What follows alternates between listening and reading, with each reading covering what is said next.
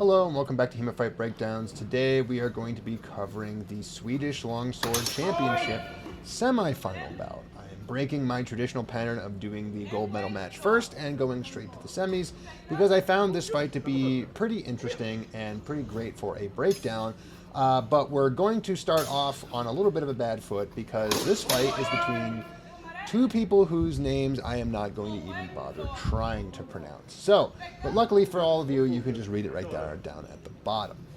So for our first exchange, we have that little bit of a feeling out period, but it quickly goes away as Ali in the blue here, who consequently is supposed to be closest to the camera, then moves over to the left side, goes in for a little bit of a feinted thrust, pulls out of it, and throws a left Zverkow. The idea of this technique basically is you go in, you want someone to try to beat on your blade as they think you're thrusting, and you pull out of it, throw on the opposite side, get a nice little clean hit.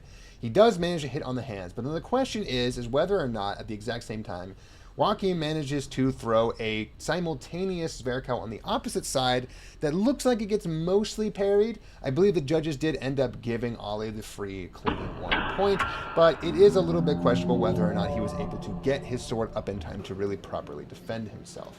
However, overall, this is a really interesting first exchange because it basically tells you, one, that we are going to be in afterblow range. Basically, one of the things that happens at any given tournament is you can feel out whether or not both competitors are going to be willing to go into the pocket and stay in the pocket at the risk of getting hit by an afterblow, or if they're going to try to do more in and out style fencing. And clearly what we're seeing from both of these people is that when they go in and they stay there. And the result is that sometimes they manage to hit each other with some afterblows, or at the very least, they always go for them.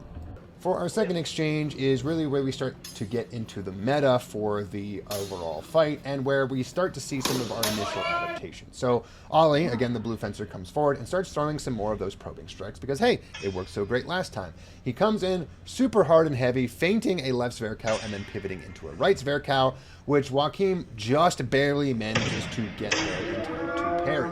Now, he did in fact bite on the feint that Ali first threw out, but was able to basically windshield wiper all the way across his body to the part where he was safe and manages to get a parry. Ali, who obviously didn't think that this was going to get parried at all, hesitates for a brief moment, and Joaquim is able to get a really nice parry riposte straight to the neck that goes through Ali's block, getting him some very nice clean points. But again, as I said in the beginning, this is going to be the meta-defining exchange here, where we see exactly how each of these two fencers are going to be reacting to one another. Throughout this fight, Ali is going to be the one who predominantly initiates a lot of these actions, and Joaquim is going to be looking for either these really beautiful parry ripostes or counteracting his Zornhau type actions in order to try to stuff binds and get the better of exchanges. So for this third exchange, we have a little bit of our meta set up. And when you watch this exchange, you might think that it's actually a little bit of a break from the meta. But I would actually argue that it is not at all. Ali is still coming forward and throwing a whole lot of probing strikes, trying to get a reaction out of Joaquim. Joaquim, who has obviously tried to do a little bit of a parry post, is now trying to respond to these probing strikes by basically charging in and trying to seize the initiative. And this isn't necessarily a bad idea. But the thing about it is that as Joaquim is coming forward, Ali is using his footwork and his distance management to make sure that he is getting free pick attacks on Joaquim's hands every time he races them above his head to try to come forward with a big, deep action. And the result is that he is unable to close that gap fast enough with his forward momentum and his forward footwork to manage to land onto a high priority target just as Ali is hitting him in the low priority targets, meaning that he can't quite capitalize on this particular kind of adaptation. You should probably go back to the parry post, which in the previous exchange worked so well, but I guess the judges got confused and gave points to the wrong person.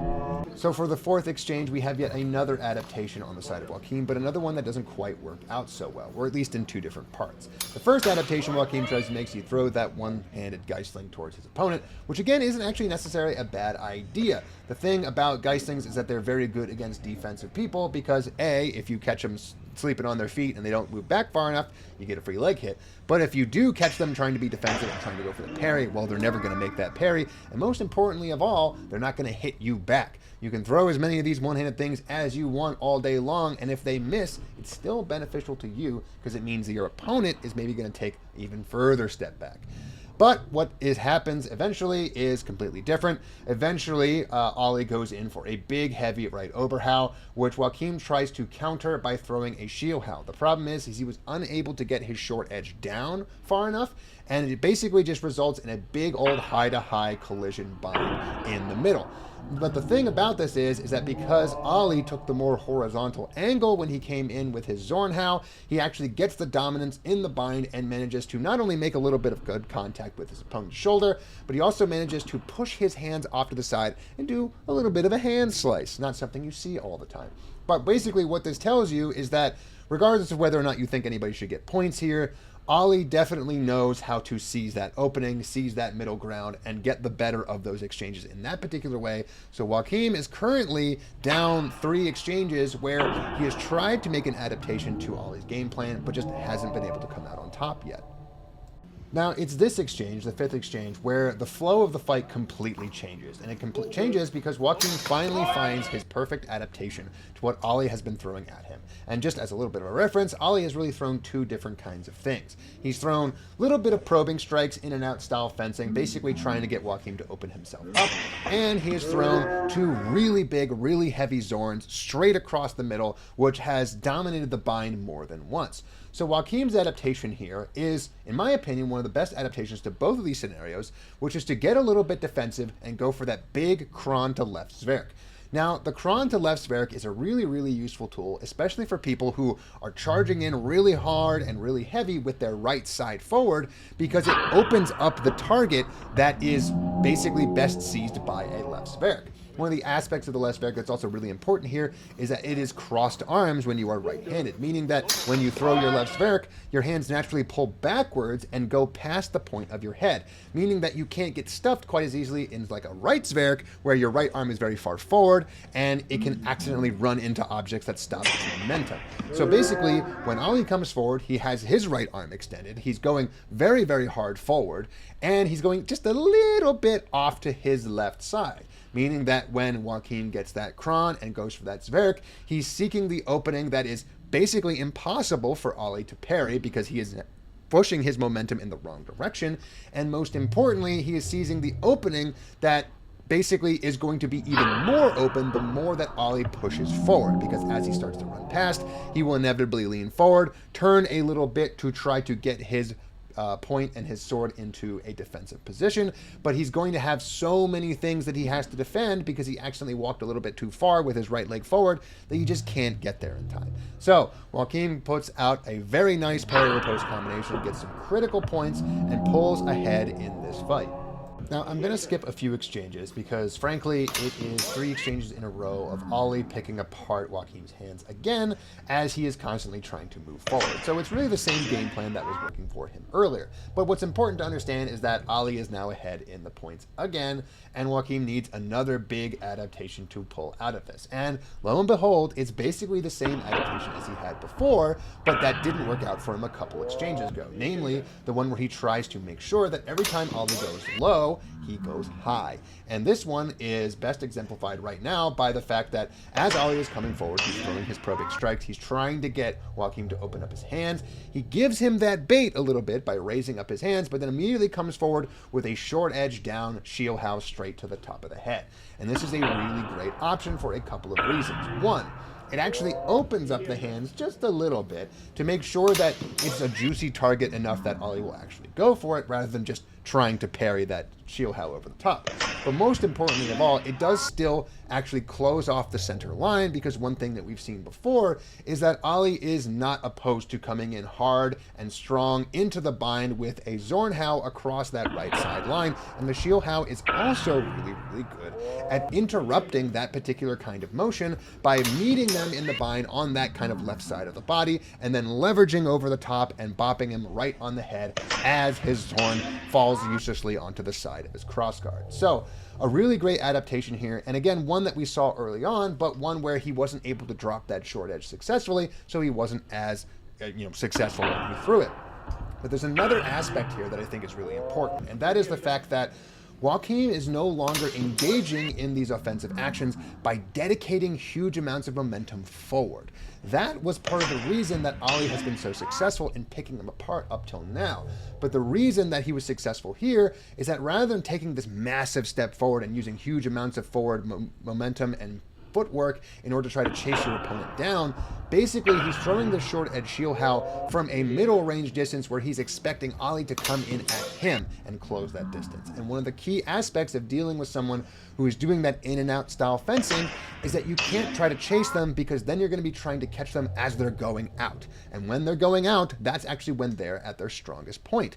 They're at their weakest point when they're going in, the in part of the in and out fencing.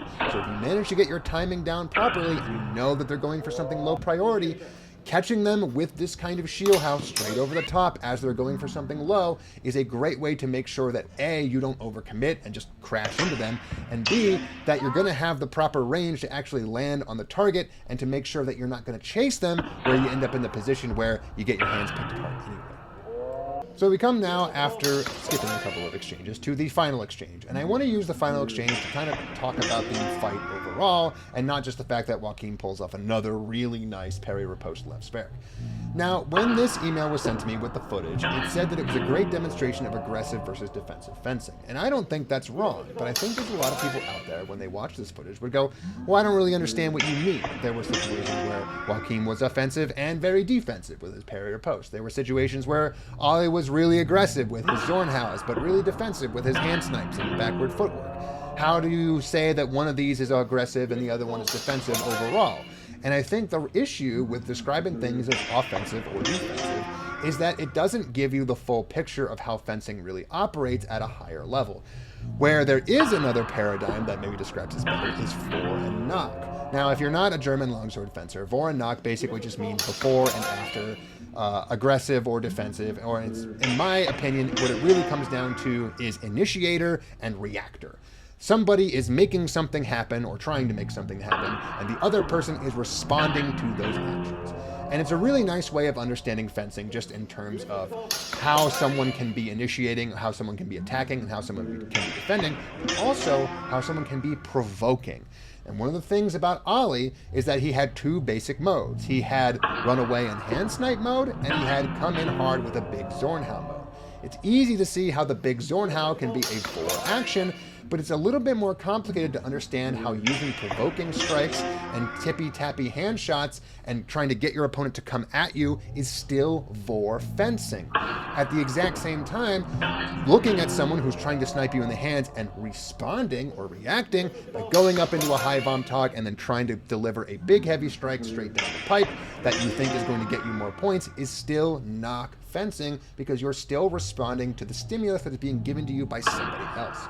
So in my opinion, yes, this was a really great demonstration on how Ali was attempting to control the Vor of every single fight by doing one of two things, by either provoking his opponent into opening himself up, or by throwing a big, strong Zornhaus straight down the pipe, which he was using to control the center line and control the bind. And at the exact same time, Joaquim was being somewhat not very successful at trying to respond to Ali's hand snipes by coming in strong down the middle, which worked once or twice, but mostly failed him and got him a lot of points to his opponent. But also responded in Nach-style fencing by doing these really nice parried riposte spherics, which took full advantage of the fact that sometimes when you're the initiator of the action, you don't get to be the one who decides how your opponent responds. And if you have the proper response to every initiating action, in some ways, you can be a brick wall. You can be almost unassailable. And one of the things that I think comes up sometimes when people come up, talk about Vor and Nach fencing, they talk about one as if it's just objectively better than the other. And it can often sound objectively better to always be in control of an action. And you're not wrong. Being in control of the pace of a fight, of how every single situation initiates, is a really strong position to be in, as long as you can capitalize on the openings that you create by initiating those actions, or by creating those provocations. Ollie was far more successful at getting his opponent to open himself up so that he could snipe at his hands in that Vor-style fencing, and was much less successful when he simply came in with a big strong Zornhau and tried to control the center line. This is because at the end of the day, while both serve the role of provoking a defensive action, the kind of provocation that he was getting out of one was better than the other because that provocation didn't always result in a situation where both fencers could hit each other. If your provocation is one where you're coming in with a big heavy attack, what you're essentially saying is, I'm banking everything on the fact that my opponent's Nach defense can't hold up to my aggression.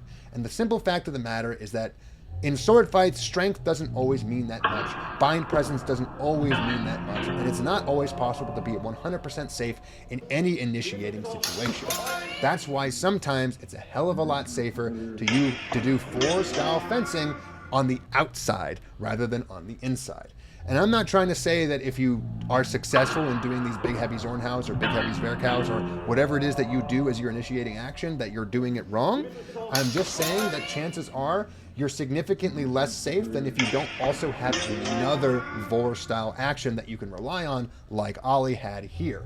Ollie probably would have been better served in just switching to his Vor-style run away and snipe at the hands the entire rest of the fight. But he wanted to mix it up, and he was successful a few times on his big Vor-style actions, so he threw him in there every once in a while just to make sure that his opponent had to keep guessing as to which one he was going to do. It didn't end up with the win at the end of the day, and of course we can always go to the good old-fashioned rule set bias where at the end of the day, a big parry riposte to the head is going to get you more points than a sneaky little retreating hand snipe. And that means that Joaquin only had to be successful half as many times as Ollie did with his game plan. So you give and you take, you adapt to the rule set, you adapt to your opponent, and you do your best. But when you're doing that, you're going to have some pretty entertaining fights. And hopefully you like this breakdown, so you'll come back next week and see you.